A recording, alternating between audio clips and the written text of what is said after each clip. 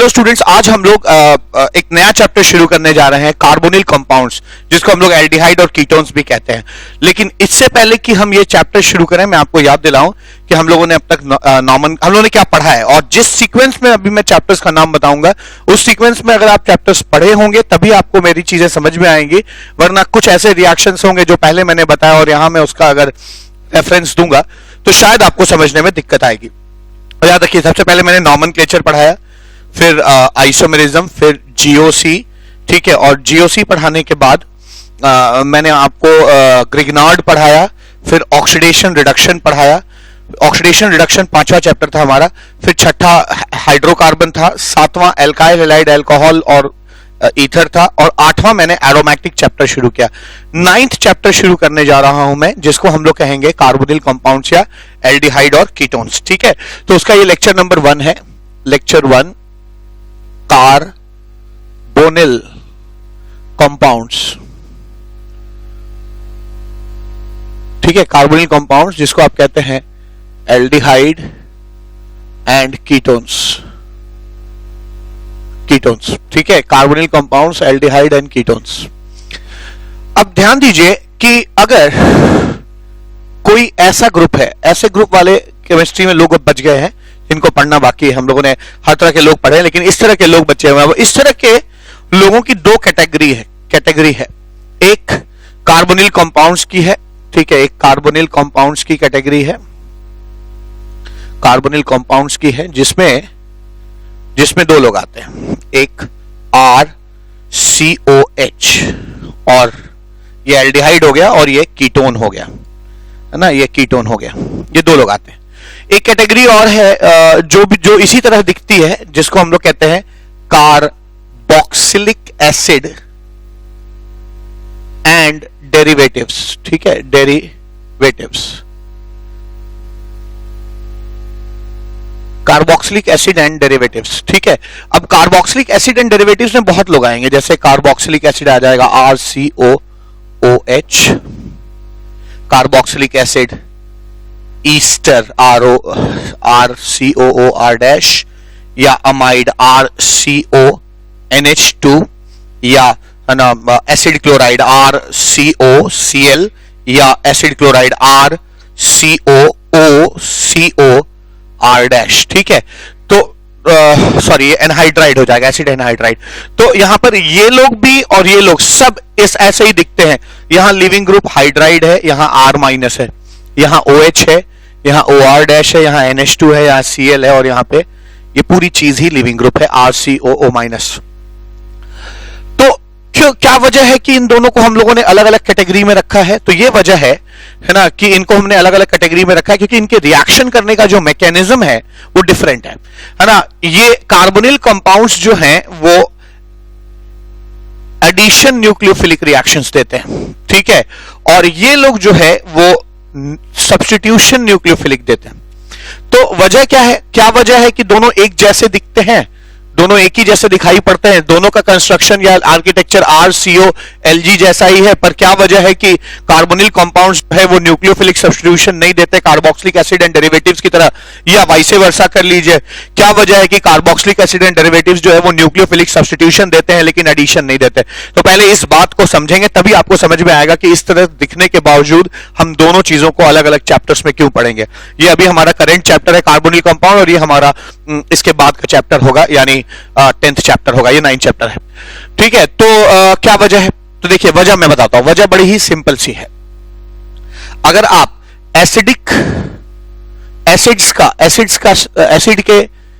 के स्ट्रेंथ का सीक्वेंस देखेंगे, ठीक है ना, एसिड के स्ट्रेंथ का अगर आप सीक्वेंस देखेंगे, ठीक है, एसिड के स्ट्रेंथ का सीक्वेंस देखेंगे तो ये कुछ इस तरह का आएगा। क्या? एसिड के स्ट्रेंथ का सीक्वेंस कुछ इस तरह से आएगा कि सबसे पहले, अब मैं एसिड का सीक्वेंस क्यों दे रहा हूं मैं बताता हूं आपको। पहले आ जाएगा आपका सल्फोनिक एसिड, ठीक है, फिर पिक्रिक एसिड,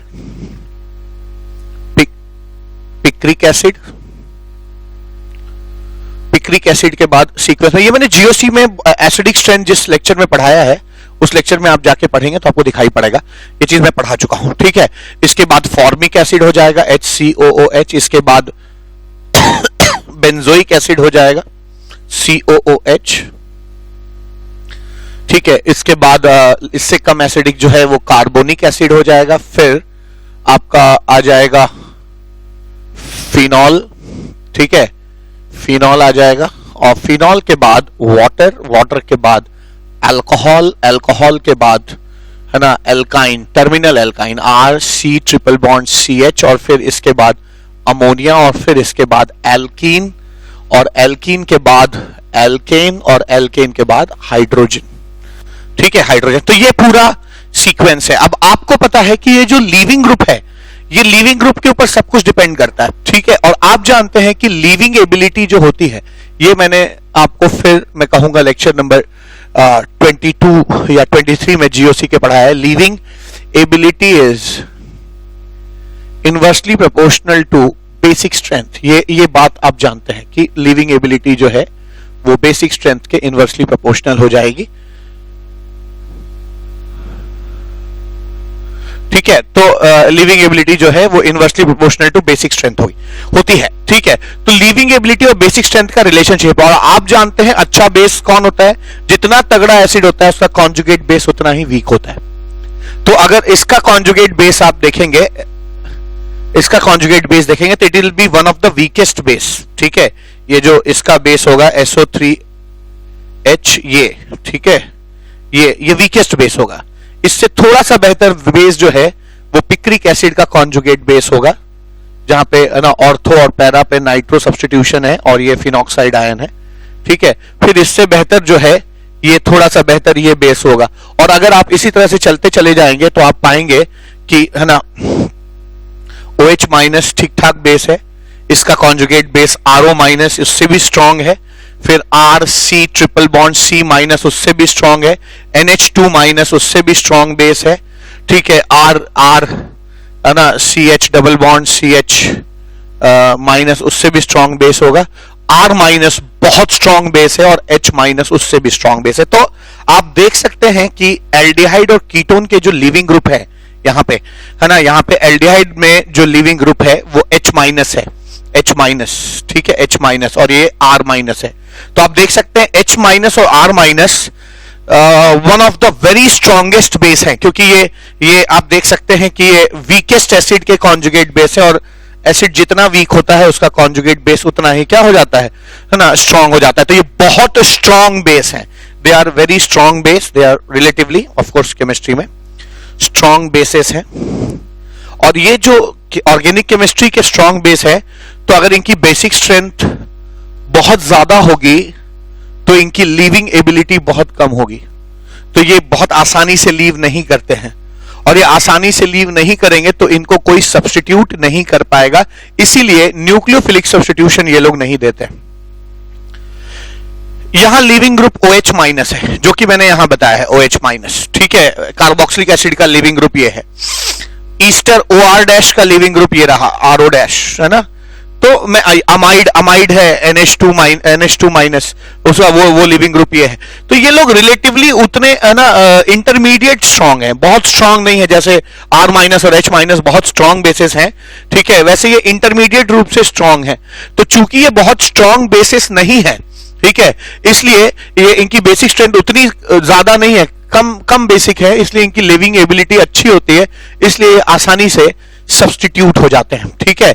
फिर बताऊं OH OR डैश NH2Cl या ये R डैश COO माइनस, ये लोग है ना उतने स्ट्रांग बेस नहीं है। अगर बेसिक स्ट्रेंथ कम होगी तो लीविंग एबिलिटी अच्छी होगी, तो ये बड़ी आसानी से लीव कर जाएंगे। अच्छा, अब एक और बात है कि क्यों न्यूक्लियोफाइल ही इनको अटैक करेगा, इसलिए न्यूक्लियोफाइल अटैक करेगा क्योंकि यहां पर है ना एक डेल्टा पॉजिटिव सेंटर है, यहां पे डेल्टा नेगेटिव है, तो कार्बन के पास हमेशा ये न्यूक्लियोफाइल यहां पे अटैक करने की टेंडेंसी होगी कि काफी इलेक्ट्रॉन डेफिशिएंट सेंटर है, डेल्टा पॉजिटिव सेंटर है, ठीक है।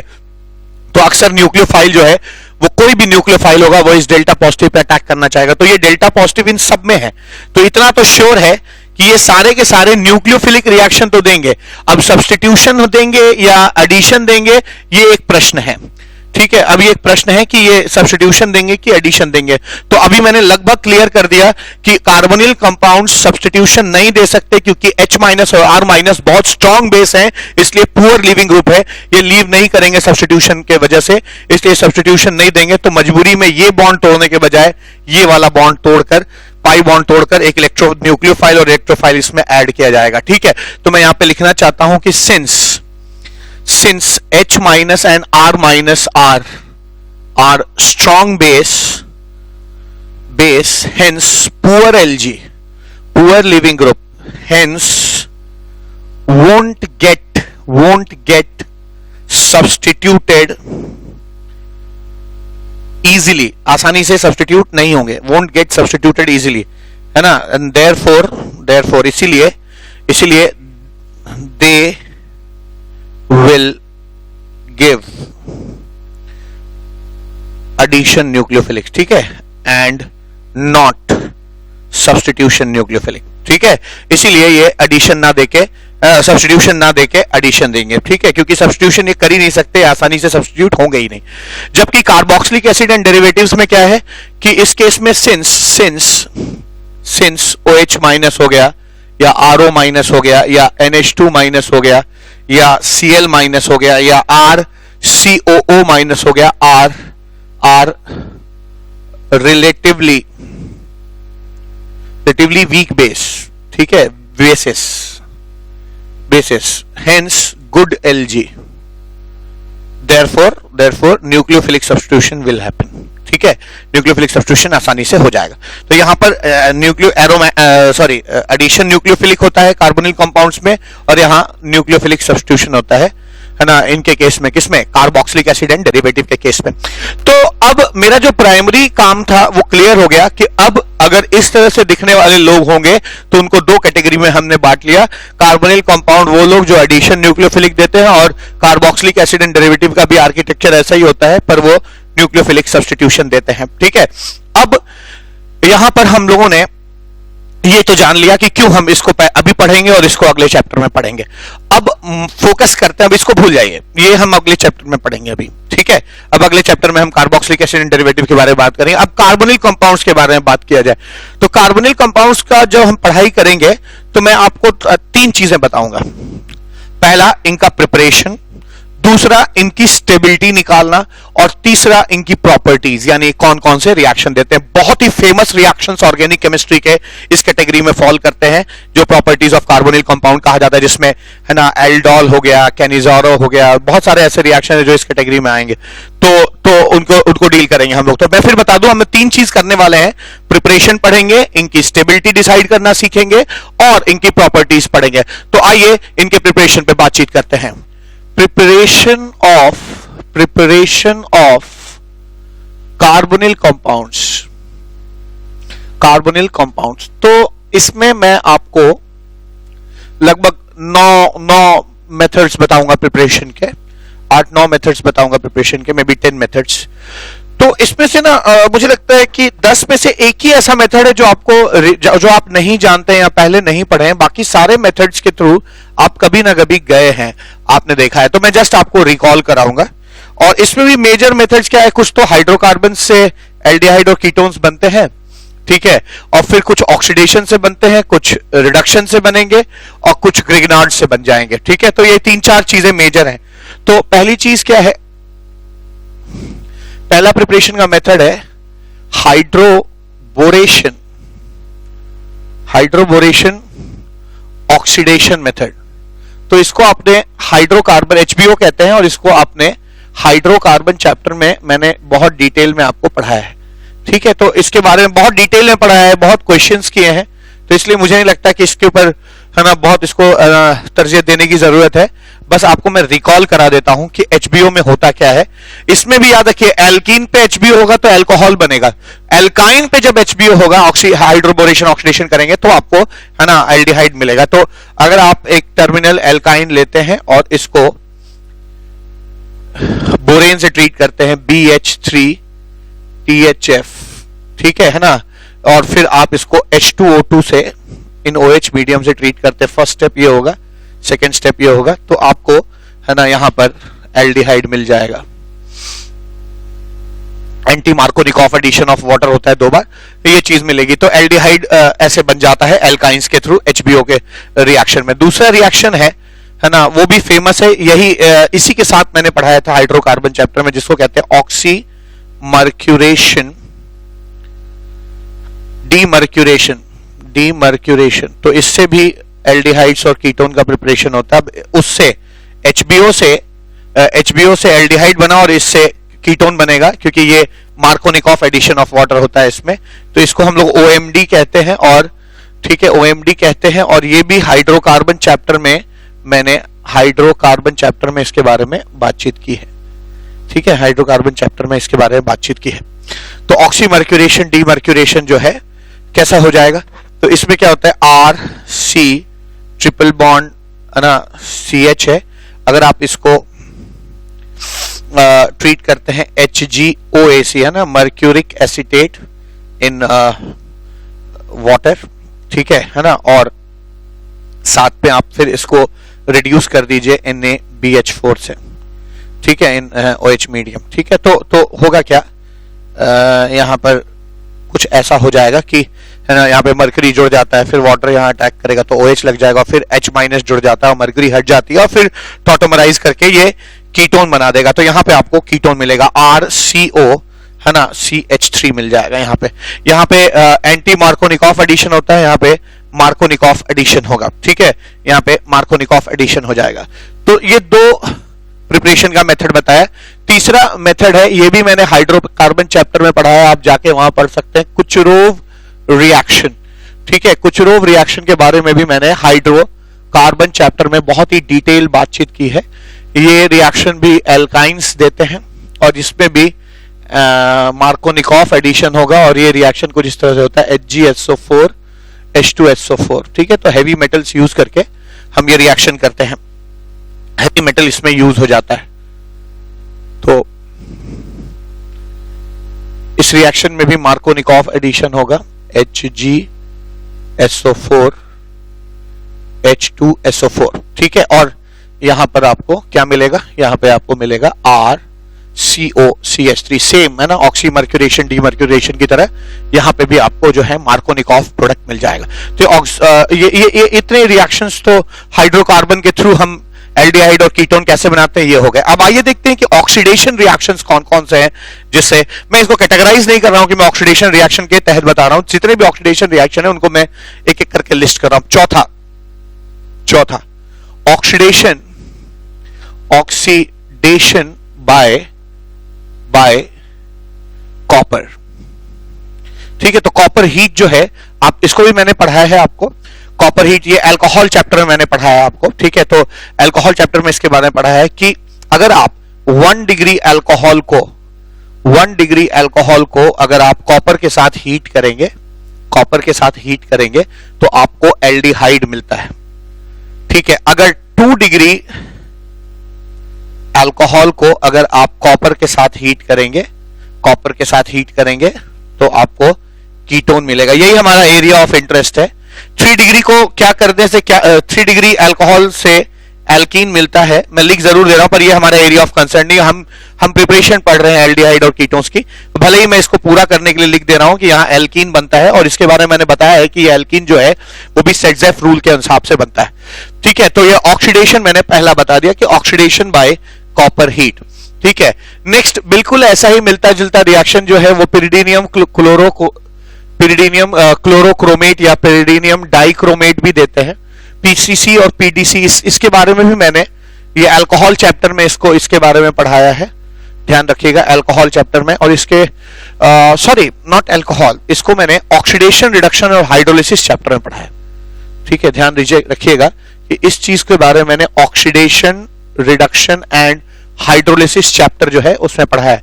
ऐसे ही PCC और PDC के बारे में भी मैंने है ना ऑक्सीडेशन रिडक्शन एंड हाइड्रोलिसिस नाम का जो चैप्टर है, जो मैं अलग से मैंने क्रिएट किया, ऐसे कोई स्टैंडर्ड चैप्टर नहीं होता है, पर मैं ऐसे पढ़ाता इसलिए हूं ताकि है ना सारे ऑक्सीडेशन और रिडक्शन बच्चों को एक ही जगह में मिल जाए, तो ऑर्गेनिक पढ़ने में है ना थोड़ी सी सहूलियत हो जाती है आपको, ठीक है। तो PCC और PDC में क्या होता है, ऐसा ही कुछ होता है क्या, अगर आप पिरिडीनियम क्लोरोक्रोमेट या पिरिडीनियम डाइक्रोमेट। अब इसके फॉर्मूले वगैरह लिखने में नहीं जा रहा हूं क्योंकि मैं यहां पे जस्ट आपको एक रेफरेंस दे रहा हूं। अगर आपको इसके बारे में डिटेल जानना है तो आप ऑक्सीडेशन रिडक्शन हाइड्रोलिसिस चैप्टर में जाकर इसके बारे में है ना सीख सकते हैं कि ऑक्सीडेशन, स्पेशली इस चैप्टर के ऑक्सीडेशन सेक्शन में मैंने इसको पढ़ा है।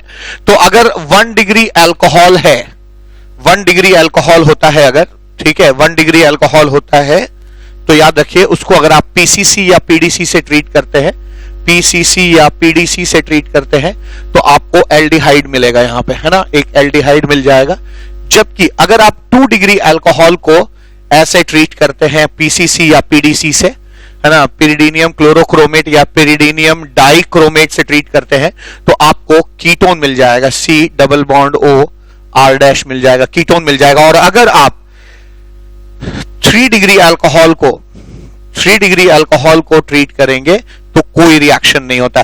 तो अगेन ये वाला रिएक्शन हमारा एरिया ऑफ इंटरेस्ट नहीं था, है ना, लेकिन मैंने इसको इसलिए बताया ताकि आपको पूरा कंप्लीट मिल जाए, वरना इन दोनों रिएक्शन से ही हमारा काम चल जाता है कि आप 1 डिग्री अल्कोहल को पीसीसी या पीडीसी से अगर ट्रीट करते हैं तो आपको एल्डिहाइड मिलता है और 2 डिग्री अल्कोहल को ट्रीट करेंगे तो आपको, है ना, कीटोन मिल जाएगा। ठीक है, तो यहां पे मैंने 2 ऑक्सीडेशन बता दिया। तीसरा ऑक्सीडेशन, अगला ऑक्सीडेशन रिएक्शन जिससे एल्डिहाइड और कीटोन बनते हैं वो है ना, ओजोनोलिसिस, और वो भी रिडक्टिव ओजोनोलिसिस। ध्यान दीजिएगा, रिडक्टिव ओजोनोलिसिस। ऑक्सीडेटिव ओजोनोलिसिस में आपको कार्बोक्सिलिक एसिड्स मिलने लगते हैं, ध्यान दीजिएगा। तो इसलिए मैं यहां पर आपको रिडक्टिव ओजोनोलिसिस पढ़ा रहा हूं। रिडक्टिव ओजोनोलिसिस से भी हमें एल्डिहाइड और कीटोन्स मिल जाते हैं। रिडक्टिव ओजोनोलिसिस, ठीक है, रिडक्टिव ओजोनोलिसिस क्या होता है? तो अगर आप एक एल्कीन लेते हैं और उसका अगर आप रिडक्टिव ओजोनोलिसिस करते हैं, ठीक है, कैसे, है ना, ओजोन इन CCl4, ये पहला स्टेप होगा, ozone dissolved in CCl4 as a solvent, और फिर जिंक इन वाटर अगर आप कर देते हैं, है ना, जिंक इन वाटर करते हैं तो यहां पर आपको रिडक्टिव ओजोनोलिसिस होगा। और रिडक्टिव ओजोनोलिसिस में आपको यहां पे रिडक्शन हो जाएगा और यहां ये एक्चुअली इफेक्टिवली ये कट के ओ लग जाता है और ऐसा कुछ मिल जाता है आपको। ये मैं शॉर्टकट बताता हूं। ऐसे तो, है ना, ओजोनॉइड बनता है और फिर उसका ओजोनॉइड में से जो है ऑक्सीजन निकल जाता है तो दो एल्डिहाइड्स बन जाते हैं। तो इफेक्टिवली ऐसा होता है कि डबल बॉन्ड काट दीजिए और वहां पे O लगा, तो RC double bond OH, RC double bond OH plus R' double bond OH, ये आपका रिडक्टिव ओजोनोलिसिस हो गया, है ना। और 7वां रिएक्शन जो ऑक्सीडेशन का है वो है ऑक्सीडेशन बाय पर आयोडिक एसिड। ठीक है, तो नेक्स्ट है ऑक्सीडेशन बाय पर आयोडिक एसिड। आपको याद होगा ये भी मैंने ऑक्सीडेशन रिडक्शन और हाइड्रोलिसिस चैप्टर में पढ़ाया है। ठीक है, इसको भी मैंने ऑक्सीडेशन रिडक्शन और हाइड्रोलिसिस चैप्टर में पढ़ाया। तो मैं रेफरेंस इसलिए दे रहा हूं ताकि आपको कभी जरूरत पड़े तो आप वहां जाके देख सकते हैं। ये भी मैंने ऑक्सीडेशन रिडक्शन और हाइड्रोलिसिस नाम के चैप्टर में पढ़ा है, जो कि मैंने ख्याल से ग्रिग्नार्ड के बाद मैंने ये चैप्टर पढ़ा है। ठीक है, अब परायोडिक एसिड के साथ रिएक्शन कैसा होता है तो ये भी आप जानते हैं कि अगर कभी 2 विसिनल डायोल मिल जाते हैं, ठीक है, अगर विसिनल डायोल होते हैं तो परायोडिक एसिड से ट्रीट करने पे आपको क्या मिलेगा, ये चीज हट जाएगी और यहां OH लग जाएगा और फिर आप वाटर निकाल दीजिए क्योंकि एक कार्बन पे ये हाइड्रेट बन जाएगा, है ना, 2 OH लग जाएगा तो एक कार्बन पे 2 OH जो है वो अनस्टेबल होते हैं तो वाटर निकल आएगा। तो यहां पे क्या बनेगा, R, है ना, RC double bond OH plus, ठीक है ना, RC double bond OH plus R'COH, ये बन जाएगा। ठीक है, तो याद रखिएगा यहां पे भी वही होगा, है ना, H2O निकल आएगा ऐसे। ठीक है, H2O निकल आएगा। ठीक है, तो ये चीज आपकी आ जाएगी। अब अगर आपका अगल बगल एक OH लगा है और एक कार्बोनिल कंपाउंड है तो भी परायोडिक एसिड से आपको एल्डिहाइड मिल जाएगा। यहां पे HiO4 से अगर आप ट्रीट करेंगे तो आपको यहां पर, है ना, एक OH लग जाएगा और यहां एक OH लग जाएगा। ये अलग बात है कि इसमें एक बाई प्रोडक्ट है R' C double bond O OH मिलेगा, R' डबल बॉन्ड OH मिलेगा, जो कि कार्बोक्सिलिक एसिड है। लेकिन अगर आप इस सेक्शन में देखेंगे तो आपको जो है H2O निकलने के बाद अगर वाटर निकल जाएगा तो RC डबल बॉन्ड OH, तो यहां पे RC double bond OH plus R'COOH मिलता है। ठीक है ना, ये चीज मिल जाएगी। तो हमने यहां पे देखा कि ऑक्सीडेशन बाय पर आयोडिक एसिड में क्या होता है। ठीक है, इसमें क्या होता है कि बेसिकली जब भी अगल बगल दो OH हो या एक OH और एक CO ग्रुप हो या दोनों CO ग्रुप हो तो ये रिएक्ट करता है। दोनों CO ग्रुप होने पे दोनों कार्बोक्सिलिक एसिड मिलेंगे, जो कि हमारा एरिया ऑफ इंटरेस्ट नहीं है। ठीक है, तो इसलिए जो है मैं वो वाला रिएक्शन आपको नहीं बता रहा हूं और सिर्फ वही वाले रिएक्शन बताए हैं जिससे आपको कम से कम एक एल्डिहाइड या कीटोन मिल जाए। ठीक है, तो यहां पे हम लोगों ने अब तक 7 रिएक्शन देखे हैं और आइए अब 7 रिएक्शन में हम लोग देखा HBO क्या होता है ना, OMD क्या होता है, कुचरोव क्या होता है। ठीक है ना, और ऑक्सीडेशन देखा हम लोगों ने by copper heat, by PCC, PDC, और ये भी देखा कि ओजोनोलिसिस क्या होती है। ठीक है, तो लगभग इतनी चीजें हम लोगों ने देख ली। ठीक है, अब ऑक्सीडेशन रिएक्शंस भी हो गए, तो हाइड्रोकार्बन से भी प्रिपरेशन हो गया, ऑक्सीडेशन से भी प्रिपरेशन हो गया। ठीक है, अब नेक्स्ट चीज देखते हैं कि हम रिडक्शन करके कैसे कैसे एल्डिहाइड और कीटोन्स पा सकते हैं। ठीक है, तो 7th के बाद 8th रिएक्शन है हमारा स्टीफेंस रिडक्शन। ठीक है, 8th रिएक्शन है हमारा स्टीफेंस रिडक्शन। स्टीफेंस रिडक्शन जो है इस चैप्टर के बाद इस रिएक्शन के बारे में भी मैंने ऑक्सीडेशन रिडक्शन एंड हाइड्रोलिसिस नाम के चैप्टर में इसके बारे में बहुत ही डिटेल्ड बातचीत की है। इसका पूरा मैकेनिज्म बताया है आपको कि ये कैसे रिएक्शन होता है। तो यहां मैं पूरे मैकेनिज्म पे मेरा स्ट्रेस नहीं है, मैं यहां पे जस्ट आपको बताऊंगा कि ये रिएक्शन होते कैसे हैं। ठीक है, तो मान लीजिए अगर आप साइनाइड लेते हैं और साइनाइड को अगर आप SnCl2 और HCl से ट्रीट करते हैं, फर्स्ट स्टेप फॉलोड बाय क्या, हाइड्रोलिसिस। अगर आप ऐसा करेंगे तो आपको यहां पे एल्डिहाइड मिल जाएगा। ठीक है, एल्डिहाइड मिलेगा और साथ में अमोनिया गैस रिलीज होते हुए मिलेगी आपको। ठीक है, तो ये इस तरह के इस रिडक्शन को हम स्टीफेंस रिडक्शन कहते हैं, जिसमें हम एक नाइट्राइल को रिड्यूस करके है ना और एल्डिहाइड या कीटोन में एल्डिहाइड में बेसिकली चेंज कर देते हैं। ठीक है, दूसरा इससे मिलता जुलता रिडक्शन जो है वो है रिडक्शन बाय डाइबल H क्या होता है, तो इसके बारे में भी मैंने इसी चैप्टर में बताया है, जो oxidation reduction and hydrolysis chapter जो होता है। ठीक है, हाइड्रोलिसिस चैप्टर जो होता है इस चैप्टर में मैंने इसके बारे में आपको डिटेल बताया है। डाइबल का मतलब होता है डाई आइसोब्यूटाइल एल्यूमिनियम हाइड्राइड। ठीक है, हाइड्राइड, तो आप देख सकते हैं DI डाई, BAL और H। ठीक है, तो ऐसा डाइबल H होता है। तो डाई आइसोब्यूटाइल एल्यूमिनियम हाइड्राइड जो है एक बहुत अच्छा एक माइल्ड रिड्यूसिंग एजेंट है और ये ईस्टर को और साइनाइड्स को रिड्यूस करके है ना एल्डिहाइड में कन्वर्ट कर देता है। तो अगर आप एक साइनाइड लेते हैं और उसको अगर आप डाइबल H से ट्रीट करते हैं, डाइबल H से ट्रीट करेंगे तो आपको यहां पे एल्डिहाइड मिल जाएगा। ठीक है, और इसी तर्ज पर अगर आप किसी ईस्टर को भी अगर आप डाइबल H से ट्रीट करते हैं, डाइबल H से ट्रीट करेंगे तो आपको जो है ना यहां पर एक एल्डिहाइड मिल जाएगा। तो यहां पे मैंने लगभग आपको है ना 9 रिएक्शंस यहां पे बता दिए हैं और बताया है कि है ना रिडक्शन के थ्रू हम बता रहे हैं, मैं बता रहा हूं कि आप कैसे एल्डिहाइड बनाते हैं। और इस फेरिस्ट में मैंने 2 रिडक्शंस बताए, एक स्टीफेंस रिडक्शन और क्या रिडक्शन बाय डाइबल H। एक रिडक्शन और बच जाता है इस लिस्ट में और वो है रोजेनमंड रिएक्शन। उसमें भी रिडक्शन ही होता है, रोजेनमंड रिएक्शन जो है इसके बारे में भी मैंने ऑक्सीडेशन रिडक्शन और हाइड्रोलिसिस चैप्टर में पढ़ाया था। Oxidation reduction and hydrolysis chapter में पढ़ाया था।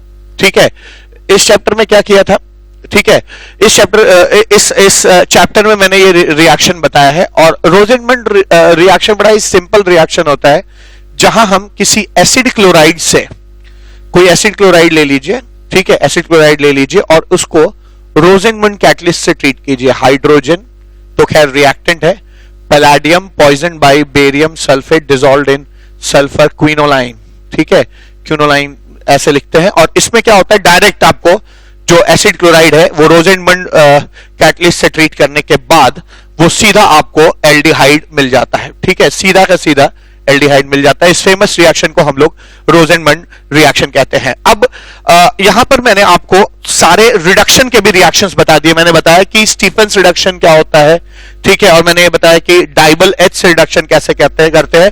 ये भी हाइड्रोजन से रिएक्शन हो रहा है, क्लोरीन हट के हाइड्रोजन लग रहा है, तो ये भी एक तरह का रिडक्शन ही है। तो रोसेनमंड रिएक्शन भी मैंने बताया, ये भी एक तरह का रिडक्शन है। तो हम लोगों ने अब तक प्रिपरेशन में 3 चीजें देखी कार्बोनिल कंपाउंड के प्रिपरेशन में। पहला कि हाइड्रोकार्बन से कैसे बनते हैं, जिसे मैंने बताया HBO, कुचरोव, OMD। ऑक्सीडेशन से कैसे बनते हैं, जिसे मैंने बताया आपको ozonolysis, oxidation by copper heat, oxidation by PCC, oxidation by PDC, ठीक है, रिडक्टिव ओजोनोलिसिस, ये सब बताया, ठीक है, ऑक्सीडेशन बाय पर आयोडिक एसिड HiO4 भी बताया, ठीक है। और इसके बाद मैंने फिर रिडक्शन बताया, रिडक्शन स्टीफेंस रिडक्शन, ठीक है, रिडक्शन बाय डाइबल एच और रिडक्शन बाय रोसेनमंड कैटलिस्ट, इतना बताया। अब कुछ मिसलिनियस तरीके भी हैं जिससे आपके कार्बोनिल कंपाउंड बनते हैं। तो मिसलिनियस रिएक्शन में रिएक्शंस में सबसे पहले मैं ग्रिग्नार्ड उठाऊंगा, है ना, ग्रिग्नार्ड के साथ कैसे रिएक्शन है, ग्रिग्नार्ड रिएजेंट के साथ कैसे रिएक्शन। तो इस रिएक्शन को भी मैंने ग्रिग्नार्ड चैप्टर में पढ़ा दिया है, ठीक है, taught this in Grignard chapter, ठीक है। तो याद रखिएगा ग्रिग्नार्ड चैप्टर में, ग्रिग्नार्ड रिएजेंट चैप्टर जो था, जो कि मैंने जस्ट GOC के बाद पढ़ा है, उसमें यह चीज मैंने आपको बताई है, ठीक है। तो Grignard reagent by Grignard reagent, ये रिएक्शन का नाम है और ये चैप्टर का नाम है जहां मैंने इसको पहले बताया आपको। तो अगर आप किसी भी साइनाइड को लेंगे और अगर आप उसको लिमिटेड अमाउंट ऑफ ग्रिग्नार्ड से ट्रीट करिए, मतलब एक्सेस नहीं होना चाहिए, R-MgX, और फिर उसकी हाइड्रोलिसिस कर दीजिए, तो आपको एक एल्डिहाइड मिल जाएगा। कैसे, समझिएगा। आपको ये मैं बता चुका हूं कि एल्डिहाइड साइनाइड्स भी न्यूक्लियोफिलिक एडिशन देते हैं। तो ये बॉन्ड यहाँ पे R जो है, न्यूक्लियोफाइल जो है वो यहाँ अटैक करेगा। इसलिए भी करेगा क्योंकि नाइट्रोजन कार्बन से ज्यादा इलेक्ट्रोनेगेटिव है, तो नाइट्रोजन के ऊपर डेल्टा नेगेटिव आ जाएगा और कार्बन के ऊपर डेल्टा क्या आ जाएगा, पॉजिटिव आ जाएगा। और डेल्टा पॉजिटिव जो कार्बन के ऊपर आएगा, ये इलेक्ट्रॉन डिफिशिएंट स्पीशी है और इलेक्ट्रॉन डिफिशिएंट स्पीशी पे ही न्यूक्लियोफाइल अटैक करता है। तो इतने इलेक्ट्रोनेगेटिव एटम इतना इलेक्ट्रॉन खींच देगा, इसको डेल्टा पॉजिटिव आएगा, ये इलेक्ट्रॉन डिफिशिएंट हो जाएगा, तो न्यूक्लियोफाइल यहीं अटैक करेगा और ये बॉन्ड ऐसे टूट जाएगा। और यहां जब टूटेगा तो यहां जो माइनस आएगा वहां ये MgX प्लस आकर जुड़ जाएगा। तो फर्स्ट स्टेप में ऐसा कुछ हो रहा है, R C R' double bond N minus और MgX प्लस, ठीक है, ये चीज बन रही है। और सेकेंड स्टेप में जब आप इसकी हाइड्रोलिसिस कर देंगे, ठीक है, सेकेंड स्टेप में जब आप इसकी हाइड्रोलिसिस कर देंगे तो होगा क्या, तो अगर आप इसकी हाइड्रोलिसिस कर देंगे तो ये दोनों बॉन्ड टूटकर 2 OH यहां लग जाएंगे और 2 H यहां लग जाएंगे, और 2 OH जो यहां लगेंगे RCOH OH R', ठीक है, और साथ में ये MgNH2X ये हटा रहा हूं मैं रिएक्शन से, MgNH2X ये बाई प्रोडक्ट है, इसको मैंने रिमूव कर दिया। कभी भी आप एरो पे माइनस करके लिख देते हैं तो समझ जाइए कि ये चीज बनी थी प्रोडक्ट साइड, लेकिन मैंने उसको रिमूव कर दिया। तो ये मिला, और फिर ये हाइड्रेट है, इसमें से वाटर निकाल लीजिए क्योंकि एक ही कार्बन पे 2 OH अनस्टेबल होते हैं, तो आपको ये मिल जाएगा RCO R', ठीक है, प्लस ये चीज मिलेगी आपका फाइनल प्रोडक्ट जो है Mg, है ना, NH2 और X हो जाएगा, ठीक है, MgNH2X हो जाएगा। तो यहाँ पे हम लोगों ने देखा कि ग्रिग्नार्ड रिएजेंट जो है उससे भी अगर साइनाइड को आप ग्रिग्नार्ड रिएजेंट से ट्रीट करते हैं फॉलोड बाय हाइड्रोलिसिस, यहाँ पे मैंने हाइड्रोलिसिस की है, यहाँ पे मैंने हाइड्रोलिसिस की है, फॉलोड बाय हाइड्रोलिसिस अगर आप करेंगे तो आपको, है ना, कीटोन मिल जाता है, ठीक। अब इसके बाद बस एक ऐसा रिएक्शन बच जाता है जिसको मुझे यहां बताना चाहिए और जिससे एल्डिहाइड या कीटोन्स बनते हैं, ठीक है। लेकिन ये रिएक्शन जो है वो अगले चैप्टर में पढ़ाया जाएगा, जो कि अगला चैप्टर जो है कार्बोक्सिलिक एसिड एंड डेरिवेटिव्स है, उसमें बताया जाएगा। तो मैं यहाँ पर जस्ट उसको एक बार टच करूंगा और मुझे विश्वास है आपको अभी भी समझ में आएगा, और अभी समझ में आएगा तो जब वो भविष्य में उस चैप्टर में आएगा तो और अच्छा समझ में आएगा। तो याद रखिए, एक रिएक्शन जो अब तक आपने नहीं पढ़ा, बाकी तो आपने सारे रिएक्शंस पढ़े, मैंने 11 रिएक्शंस अब तक बताया आपको, HBO, Kucherov, OMD, ozonolysis, copper heat, ठीक है ना, पीसीसी, पीडीसी, स्टीफेंस रिडक्शन, है ना, डाइबल एच, रोजेनमंड, ग्रिग्नार्ड, सब जितने भी चीजें आपको बताई है मैंने, ठीक है, जितनी भी चीजें अब तक बताई हैं वो सारी चीजें हम पहले कहीं ना कहीं पढ़ चुके थे, और उन चैप्टर्स का मैंने यहाँ पे आपको रेफरेंस भी दिया है। लेकिन अब ये जो 12वां रिएक्शन है, ये रिएक्शन मैंने आपको अभी तक नहीं बताया है, ये क्योंकि आने वाले अगले चैप्टर से लिया गया रिएक्शन है, तो मैं यहाँ पे आपको इतना समझा दूंगा कि आपको समझ में आ जाएगा प्रिपरेशन कैसे होता है। ठीक है, तो बाय एसिड डेरिवेटिव्स, ठीक है, बाय एसिड डेरिवेटिव या कार्बोक्सिलिक एसिड एंड डेरिवेटिव से भी आप एल्डिहाइड या कीटोन्स बना सकते हैं। By carboxylic acid and derivatives by carboxylic acid and derivatives. तो कार्बोक्सिलिक एसिड एंड डेरिवेटिव से भी आप कीटोन्स को बना सकते हैं, एल्डिहाइड्स को बना सकते हैं। कैसे? तो एक जनरल रिएक्शन में लिख रहा हूं RCOLG, ठीक है, अगर इसको आप किसी भी न्यूक्लियोफाइल से ट्रीट करेंगे, ठीक है, तो अगर आप इसको किसी भी न्यूक्लियोफाइल से ट्रीट करेंगे तो होगा क्या? न्यूक्लियोफाइल, आप जानते हैं, अभी थोड़ी देर पहले बताया मैंने, ये न्यूक्लियोफिलिक सब्स्टिट्यूशन रिएक्शन देते हैं, ठीक है। तो ये न्यूक्लियोफिलिक सब्स्टिट्यूशन रिएक्शन देने के लिए कार्बोक्सिलिक एसिड एंड डेरिवेटिव्स जाने जाते हैं। तो यहां आप अभी फिलहाल, मैं बहुत डिटेल्ड मैकेनिज्म नहीं बता रहा हूं, वो मैं अगले चैप्टर में बताऊंगा, डिटेल्ड मैकेनिज्म अगले चैप्टर में बताऊंगा, पर इतना जानिए कि न्यूक्लियोफाइल मोटा मोटा, ठीक है, यहां पे अटैक करेगा और ये लीविंग ग्रुप लीव कर जाता है। रिएक्शन ये ऐसे ही देते हैं कार्बोक्सिलिक एसिड एंड डेरिवेटिव, और यहां पर RCONU प्लस LG हो जाता है, ठीक है, LG बन जाता है। अब ध्यान दीजिएगा कि ये न्यूक्लियोफाइल अगर R माइनस हो गया तो R माइनस यहां अटैक करेगा, ये चला जाएगा, तो यहां पे R लग जाएगा और ऑटोमेटिकली आपको कीटोन्स मिलना, है ना, शुरू हो जाएंगे, ठीक है। तो मैं इसका एग्जांपल भी देता हूं। तो इसी तरीके से आप आराम से कार्बोक्सिलिक एसिड एंड डेरिवेटिव से, है ना, एल्डिहाइड्स और कीटोन्स को बना सकते हैं। जैसे पहला रिएक्शन, अगर आप एसिड क्लोराइड लेते हैं और अगर आप उसको ग्रिग्नार्ड से ट्रीट करते हैं, अगर आप एक एसिड क्लोराइड लेते हैं और उसको एक ग्रिग्नार्ड से ट्रीट करते हैं R-MgX, तो होगा क्या? ये चीज यहां अटैक करेगी, हमेशा यही अटैक करेगी क्योंकि यही डेल्टा पॉजिटिव सेंटर है, और ये चीज लीव कर जाएगी, ठीक है। तो यहां पे क्या हो जाएगा? RCOR- बन जाएगा, ऑफ कोर्स तब MgClX बन जाएगा, जो Cl माइनस जाएगा वो MgX के साथ कंबाइन कर जाएगा। आपको मैंने ग्रिग्नार्ड चैप्टर में बताया भी है कि ग्रिग्नार्ड एक बहुत अच्छे R माइनस का सोर्स होता है, और R माइनस सबसे पहले बेस की तरह काम करता है, और जब नहीं कर पाएगा तो वो न्यूक्लियोफाइल की तरह अटैक करेगा। तो यहाँ पे R माइनस ने न्यूक्लियोफाइल के रूप में अटैक किया। तो आपने देखा कार्बोक्सिलिक एसिड एंड डेरिवेटिव या एसिड क्लोराइड से आपने कीटोन बना लिया। दूसरा रिएक्शन क्या हो जाएगा इस फेरिस्ट में?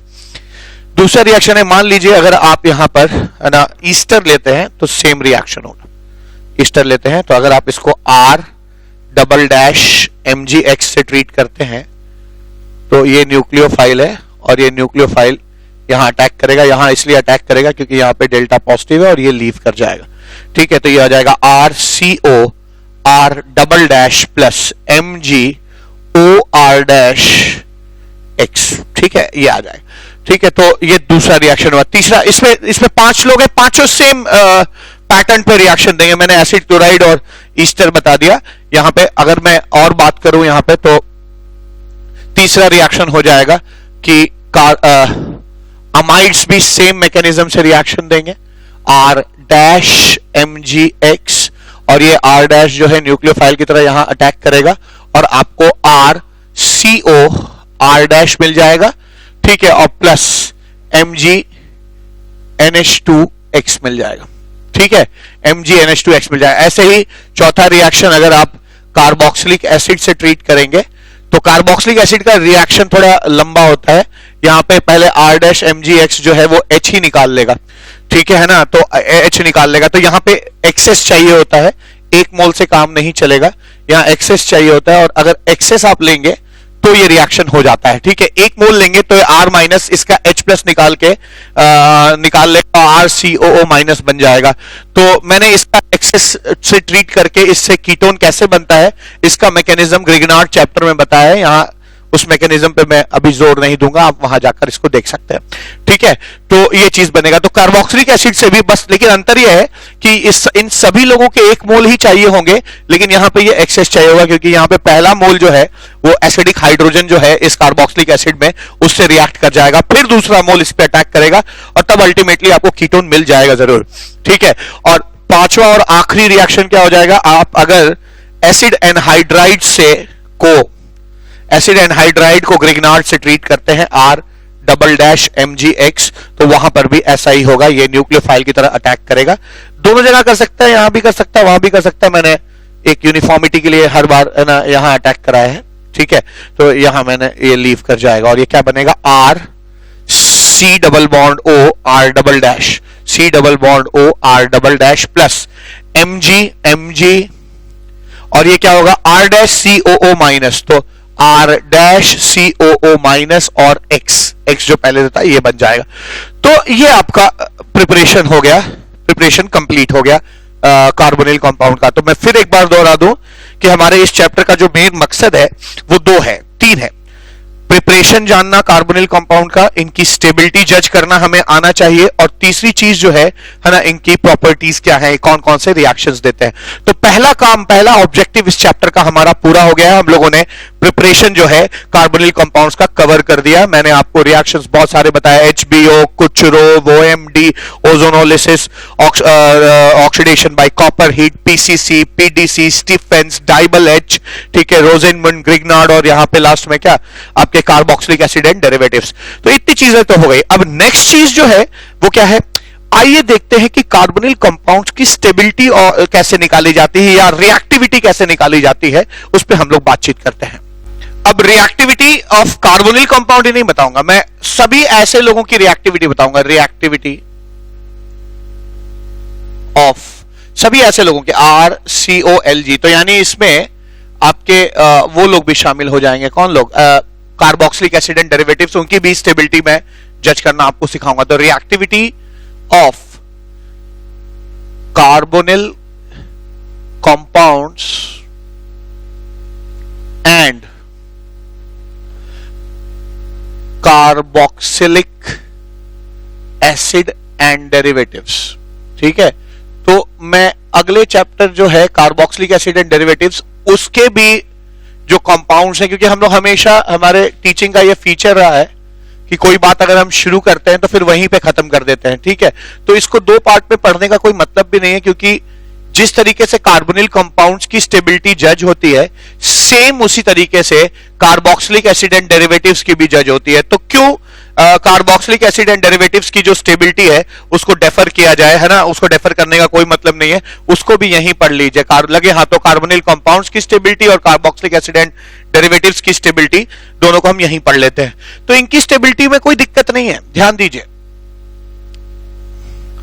या रिएक्टिविटी में कोई दिक्कत नहीं है। वो कार्बोनिल वो कंपाउंड इस तरह का, चाहे वो कार्बोनिल कंपाउंड हो चाहे कार्बोक्सिलिक एसिड एंड डेरिवेटिव हो, वो रिएक्टिव होगा जो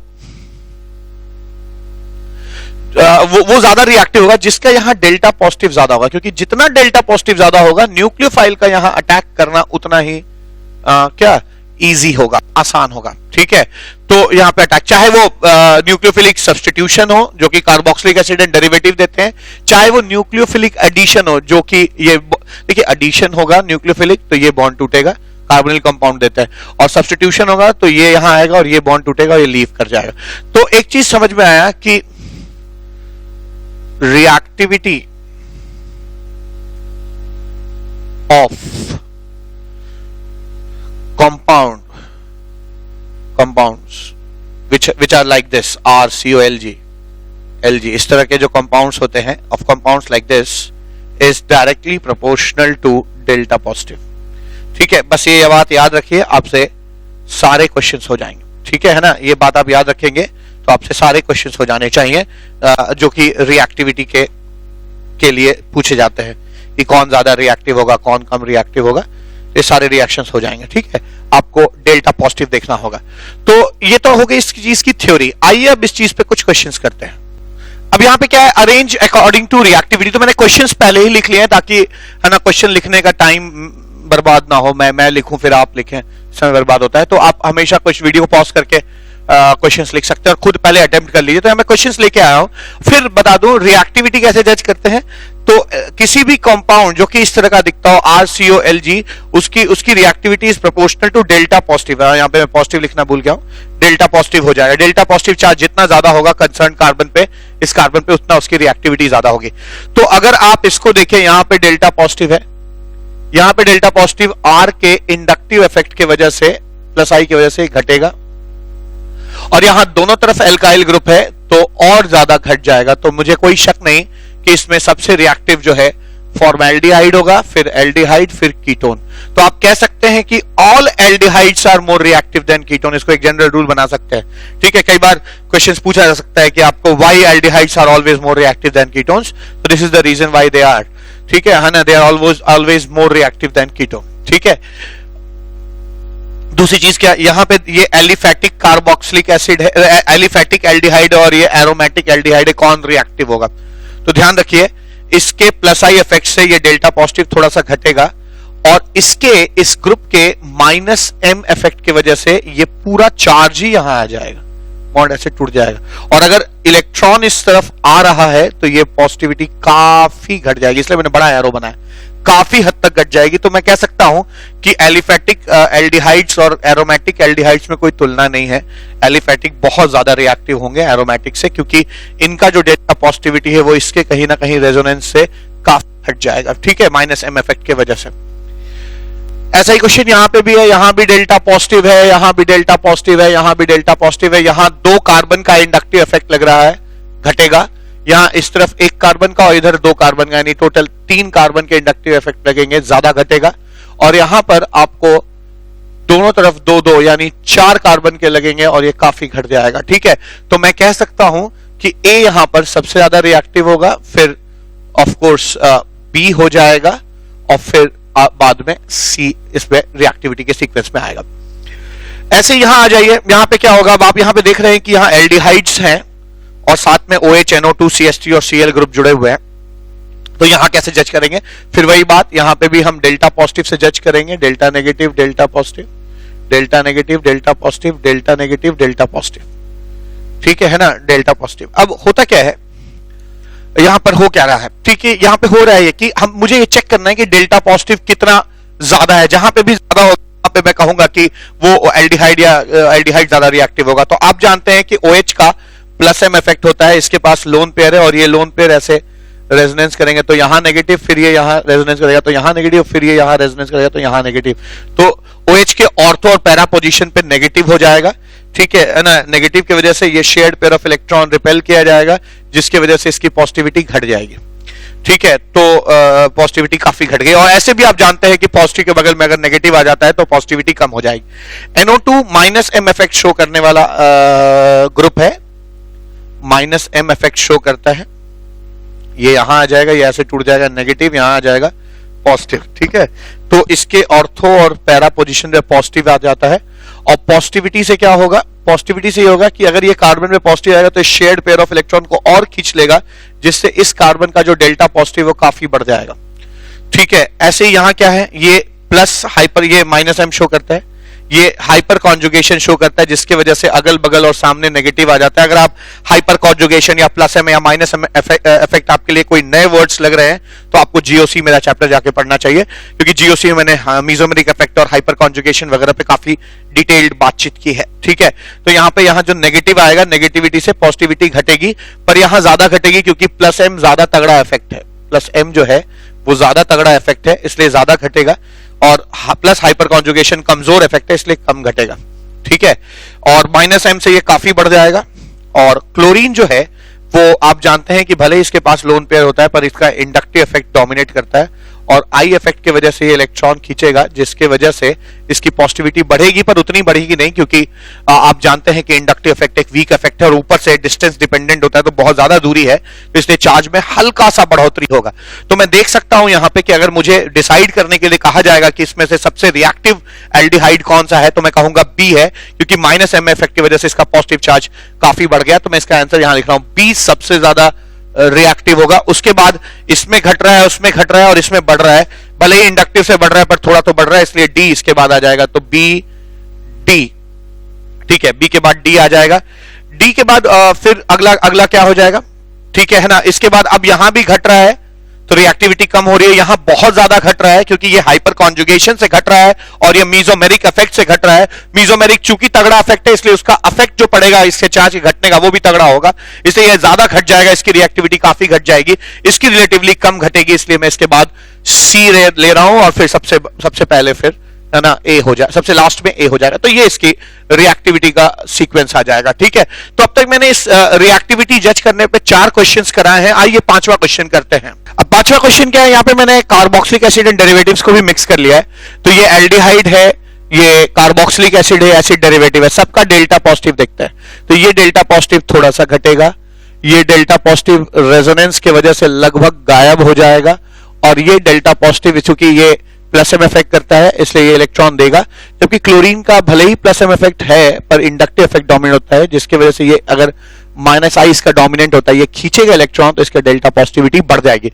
तो मैं कह सकता हूं यहां पर अगर मुझे जज करना पड़े तो मैं सबसे रिएक्टिव सी को कहूंगा, सी सबसे रिएक्टिव है, ठीक है। फिर ए आ जाएगा और फिर लास्टली बी आएगा, क्योंकि बी जो है काफी घट जा रहा है चार्ज, इसकी रिएक्टिविटी काफी कम हो जाएगी, ठीक है। यहां पे भी एल्डिहाइड है, एसिड क्लोराइड और अमाइड है, सेम ऊपर वाले जैसा ही रिएक्शन हो जाएगा। यहां पे जो डेल्टा पॉजिटिव है वो इसके इंडक्टिव इफेक्ट से थोड़ा सा घटेगा, इसके माइनस आई इफेक्ट की वजह से इसका डेल्टा पॉजिटिव काफी बढ़ जाएगा, ठीक है। और इसका डेल्टा पॉजिटिव जो है वो इसके रेजोनेंस की वजह से काफी घट जाएगा, ठीक है, रेजोनेंस की वजह से काफी घट जाएगा। तो मैं कह सकता हूं कि यहां जो सबसे रिएक्टिव मुझे लग रहा है वो बी लग रहा है। फिर इसके बाद ये भी घटा है पर ये रेजोनेंस प्लस एम के वजह से घटा है, तो काफी घट गया होगा, ठीक है। जबकि यहाँ पे आर का प्लस आई इफेक्ट है ना, आर का एल्काइल ग्रुप का प्लस आई इफेक्ट है, तो यहाँ पे जो है बी जो है वो सबसे ज्यादा बड़ा है, तो बी सबसे रिएक्टिव होगा। फिर इसके बाद ये कम घटा है, वो ज्यादा घटा है, तो इसलिए इसके बाद मैं ए को कहूंगा, ठीक है, ए को कहूंगा। और फिर लास्ट में मैं सी को सबसे लीस्ट रिएक्टिव बताऊंगा, क्योंकि यहाँ पे डेल्टा पॉजिटिव काफी घट गया है, काफी घट गया, ठीक है। इस तरह से क्वेश्चन नंबर 7 पे आ जाइए। यहाँ पे सब कोई है, यहाँ पे सब कुछ है, carboxylic acid and carboxylic acid है, ईस्टर है ना, अमाइड है, और यहाँ पे कार्बोक्सिलिक एसिड का कॉन्जुगेट बेस भी है और एसिड क्लोराइड भी। अब इनकी रिएक्टिविटी जज करने के लिए मुझसे कहा गया है, तो याद रखिए मैं carboxylic acid and derivative chapter में इन बातों को डील इसलिए नहीं करूंगा क्योंकि इनको मैं यहीं पे डील कर दे रहा हूं, ठीक है। यहां OH जो है वो प्लस एम इफेक्ट शो करता है, जिससे ये चार्ज घटेगा। OR भी प्लस एम इफेक्ट शो करता है, जिससे ये चार्ज घटेगा, ठीक है। NH2 भी प्लस एम इफेक्ट शो करता है, जिससे ये चार्ज घटेगा, और O- भी प्लस एम इफेक्ट शो करता है, जिससे ये चार्ज घटेगा। तो ये सब घट रहे हैं, इसलिए इनको मैं एक साथ डील करूंगा, पर यहां पर इसके माइनस आई इफेक्ट की वजह से डेल्टा पॉजिटिव बढ़ रहा है, यानी यहां पे इसकी रिएक्टिविटी बढ़ रही है, तो मैं कह सकता हूं ई यहां पर सबसे ज्यादा रिएक्टिव होगा। अब मेरा क्वेश्चन इन 4 लोगों में है कि कैसे होगा, ठीक है। तो आप जानते हैं न्यूट्रल से नेगेटिव निकालना मुश्किल है, पर नेगेटिव जो चार्ज है वो बड़ी आसानी से अपना नेगेटिव दे देगा, क्योंकि नेगेटिव लूज करने के बाद वो न्यूट्रल हो जाएगा और स्टेबल हो जाएगा। तो सबसे तगड़ा यहां प्लस एम इफेक्ट जो है वो O- शो करेगा। ऐसे भी प्लस एम इफेक्ट का मैंने एक सीक्वेंस दिया है, आप उस सीक्वेंस से भी इसको जज कर सकते हैं, ठीक है। तो यहां पे सबसे आसानी से ये इलेक्ट्रॉन दे देगा, ठीक है, और इसलिए यहां पे चार्ज सबसे ज्यादा घटेगा और लोगों के रिस्पेक्ट में, क्योंकि और लोग न्यूट्रल हैं जबकि ये नेगेटिवली चार्ज्ड है। न्यूट्रल चीजें आसानी से इलेक्ट्रॉन इसलिए नहीं देंगे क्योंकि इलेक्ट्रॉन देने के बाद उनके ऊपर पॉजिटिव चार्ज आ जाता है, और कोई भी चार्ज अगर आप एक्वायर करते हैं तो आप रिलेटिवली अनस्टेबल होते हैं, ठीक है। लेकिन यहां पर नेगेटिव चार्ज देने वाले का इलेक्ट्रॉन देना इजी होगा, क्योंकि इलेक्ट्रॉन देते ही वो न्यूट्रल हो जाएगा, और न्यूट्रल हो जाने के बाद न्यूट्रल से उसकी स्टेबिलिटी बढ़ जाएगी, तो इसलिए बहुत अच्छा इफेक्ट है। तो मैं कह सकता हूं सबसे ज्यादा चार्ज यही घटेगा, इसलिए डी जो है वो लीस्ट रिएक्टिव हो जाएगा। अब इन तीनों लोगों में देखा जाए तो यार ऑक्सीजन ज्यादा इलेक्ट्रोनेगेटिव है, इससे इलेक्ट्रॉन देना मुश्किल है, जबकि NH2 नाइट्रोजन कम इलेक्ट्रोनेगेटिव है, आसानी से दे देगा, तो यहां ज्यादा घटेगा, तो सी इसके बाद रिएक्टिविटी में सी आ जाएगा। अब इन दोनों में जज करना है हमें, तो देख सकते हैं यहां इलेक्ट्रॉन डेंसिटी कम होगी, यहां इलेक्ट्रॉन डेंसिटी इसलिए थोड़ी सी ज्यादा होगी क्योंकि यहां R जो है उसका प्लस आई इफेक्ट है, जिससे यहां इलेक्ट्रॉन डेंसिटी बढ़ जाएगी, तो इसका इलेक्ट्रॉन देना थोड़ा सा इजी होगा, यानी यहां ज्यादा घटेगा और यहां कम घटेगा। क्यों? क्योंकि ये इसके इंडक्टिव इफेक्ट से यहां इलेक्ट्रॉन डेंसिटी बढ़ जाएगी, तो ये ज्यादा देगा, तो ये ज्यादा घट जाएगा इसके रेस्पेक्ट में, तो इसकी रिएक्टिविटी इसके रेस्पेक्ट में कम हो जाएगी। यानी मैं कह सकता हूं कि बी जो है वो कम रिएक्टिव है विथ रेस्पेक्ट टू ए, ठीक है। तो ये आपके रिएक्टिविटी का सीक्वेंस आ जाएगा। तो यहां पर मैंने आपको इन 7 क्वेश्चन के मार्फत जो है आपको रिएक्टिविटी जज करना सिखाया कि कैसे एल्डिहाइड, कीटोन्स और कार्बोक्सिलिक एसिड्स और उसके डेरिवेटिव्स का आप रिएक्टिविटी जज कर सकते हैं। तो मैं ये सेक्शन रिएक्टिविटी जज करने वाला carboxylic acid and derivative chapter, जो कि हमारा अगला चैप्टर होगा, उसमें मैं ये नहीं बताऊंगा क्योंकि इसको मैं यहां पे ही डील कर चुका हूं। तो आज हमारा पहला लेक्चर में पूरे चैप्टर का हमारा 3 मोटिव है। पहला प्रिपरेशन ऑफ कार्बोनिल कंपाउंड, दूसरा रिएक्टिविटी ऑफ कार्बोनिल कंपाउंड, और तीसरा प्रॉपर्टीज ऑफ कार्बोनिल कंपाउंड। तो पहले लेक्चर में ही हम लोगों ने ये 2 मोटिव्स पूरे कर लिए। आज मैंने आपको प्रिपरेशन ऑफ कार्बोनिल कंपाउंड्स बताया, जिसमें मैंने आपको लगभग 10-11 रिएक्शंस बताए हैं, और यहां पर मैंने आपको सेकंड चीज जो है रिएक्टिविटी कार्बोनिल कंपाउंड्स की कैसे जज की जाती है, इसके ऊपर भी बहुत डिटेल्ड बातचीत की, और यहां पे लगभग 7 क्वेश्चंस आपको कराए हैं। मिलते हैं अगले लेक्चर में, यानी लेक्चर नंबर 2 में, और प्रॉपर्टीज के बारे में सीखते हैं कि कैसे कार्बोनिल कंपाउंड्स अगर एडिशन न्यूक्लियोफिलिक रिएक्शन देते हैं तो उसको कैसे देते हैं, ठीक है, किस किस कंडीशन में वो रिएक्शन कैसे देते हैं, और उस पे बेस्ड रिएक्शंस जानने की कोशिश हम लोग अगले लेक्चर में करेंगे। तो आज इस लेक्चर में बस इतना ही। Thank you so much, have a nice day.